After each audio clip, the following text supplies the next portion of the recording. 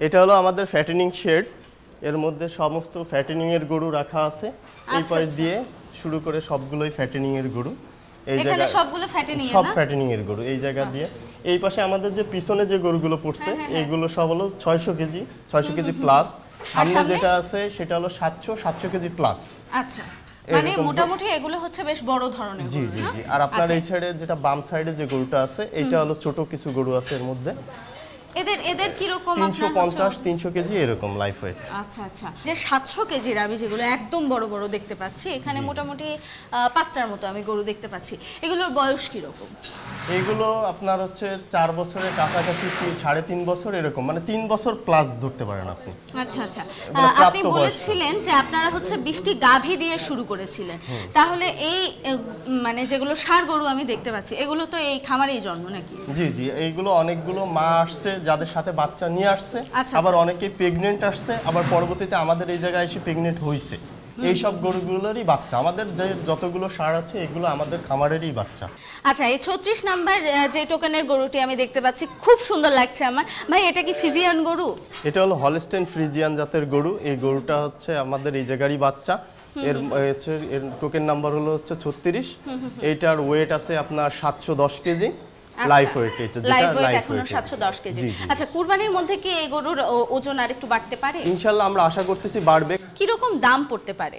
এটা আমাদের রেট হলো 550 টাকা করে, কেউ নিতে চাইলে 550 টাকা করেই ওইটাই লিমিট থাকবে এখন। আচ্ছা, তাহলে এই যে পরের গরুটি দেখতে পাচ্ছি মসৃণ একদম, এটাও তো ফ্রিজিয়ান মোটামুটি আমি দেখতে পাচ্ছি। এটা হলস্টেইন ফ্রিজিয়ান। হ্যাঁ হ্যাঁ। আচ্ছা, এটা কি 100% হলস্টেইন ফ্রিজিয়ান?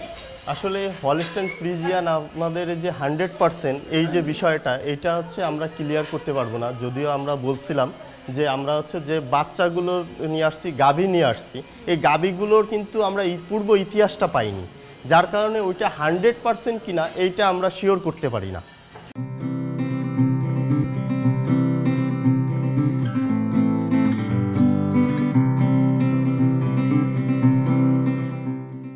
যার কারণে আমরা সবসময় বলি ক্রস, মানে মনে করেন 85% বা 80%-এর ভিতরে আছে। এটার ওজন কি রকম হবে তাহলে? ওজন হচ্ছে এটার ওজন 835 কেজির মতো হবে। 835 কেজির মতো হবে। তো এটা কি কুরবানি আসতে আসতে 900 ক্রস করতে পারে?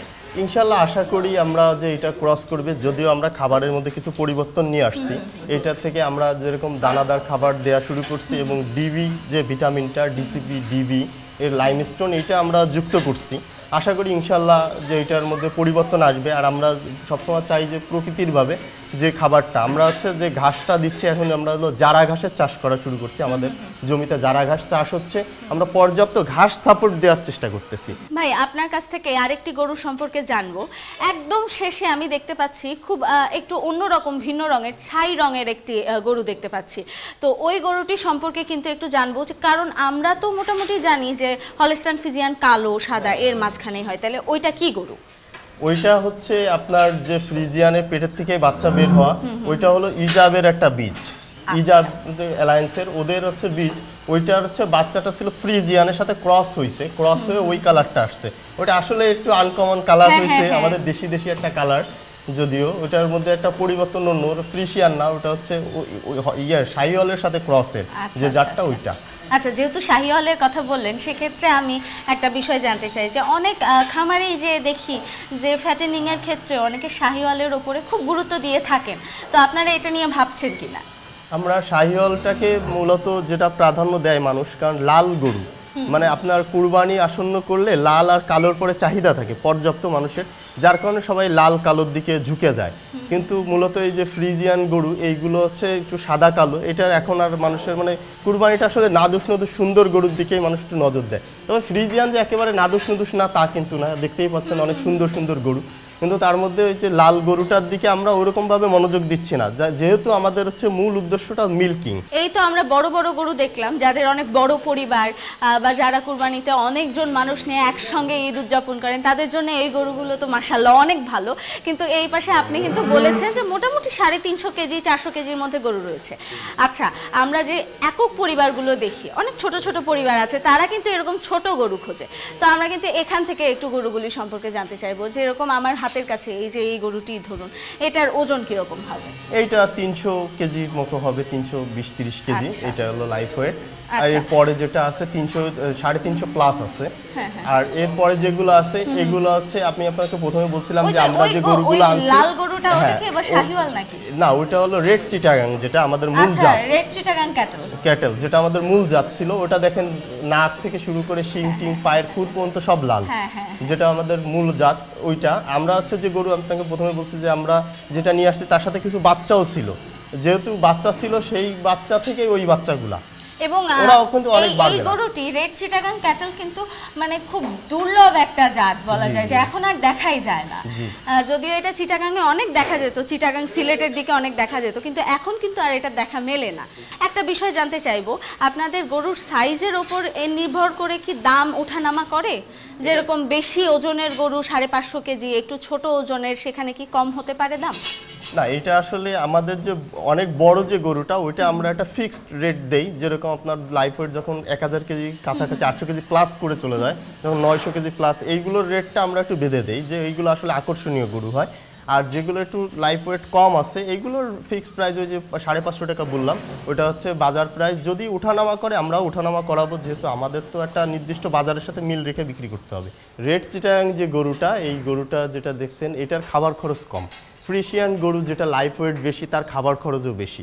এখন ওই গরুর যে দাম হবে, ওই গরুর দামের সাথে এখন 800-700 কেজির গরুর দামের কিন্তু অ্যাকুরেট হবে না, কারণ এটা ওর খাবার খরচ কম। ওর হচ্ছে যেরকম ওর মেনটেনেন্স যদি বলতে যান ওইভাবে, যে এর হচ্ছে যে ওষুধের যে খরচ কস্টিং এটাও কম, অনেক কম। কিন্তু ফ্রিশিয়ানের মনে করেন এটা আমাদের দেশের গরু না, এরা বারবার রোগ আক্রান্ত হয়, যেরকম ফ্যান দেওয়া লাগে, পানি শাওয়ার দেওয়া লাগে, আপনার 2 বার গোসল করানো লাগে, ওকে আপনি 1 বার গোসল করালেও হবে। এই যে খরচের দিক বিবেচনা করে ওর খরচ কম হচ্ছে, আমার এইটার খরচ বেশি হচ্ছে। কিন্তু দেখা যাচ্ছে কি আমাদের বাজারের যে চাহিদার উপরে নির্ভর করে, চাহিদাকে যদি ওইভাবে ধরা হয় তাহলে আপনার এই গরুটা হলো চাহিদা বেশি, কিন্তু আপনার যে এই ফ্রিজিয়ানের চাহিদা কম থাকে, কিন্তু খরচের দিকে কিন্তু এরা অনেক বেশি খরচ হয়। যে খাবার খরচ যদি ওইটা আমরা হিসাব করি, খাবার খরচ হয়। এখন দাম এটা নির্ভর করে হলো খাবার খরচ, তার যত্ন করতেছি কি পরিমাণ আমার খরচ হচ্ছে, তার উপরে তো আমি একটা দাম দেব। এখন আমি একটা গরু উৎপাদন করতেছি, অবশ্যই লাভের দিকে খেয়াল রাখতে হবে, জানি আমার হচ্ছে এই গরুটা দিয়ে যে খরচ করতেছি এটা যেন লসে না চলে যায়। দিনে কতবার খাবার দেন? দিনে আমরা হচ্ছে 3 বার খাবার দেই। সকালবেলা ভোরে উঠেই এদেরকে প্রতিটা নান্দায় খাবার দেওয়া হয়, দুপুরে একবার, আবার বিকালবেলা একবার। আমরা 3 বার করে এখন বর্তমানে খাবার চালু করছি। আর পরিচর্যায় গোসলটা আপনি দিনে কতবার করেন? দিনে আমরা হচ্ছে যখন গরম পড়তেছে 30 ডিগ্রি উপরে চলে যাচ্ছে, তখনই আমরা হচ্ছে দেখা যাচ্ছে 1-2 বার করাচ্ছি। তার থেকে অতিরিক্ত যখন হচ্ছে তখন 3 বারও করানো লাগতেছে।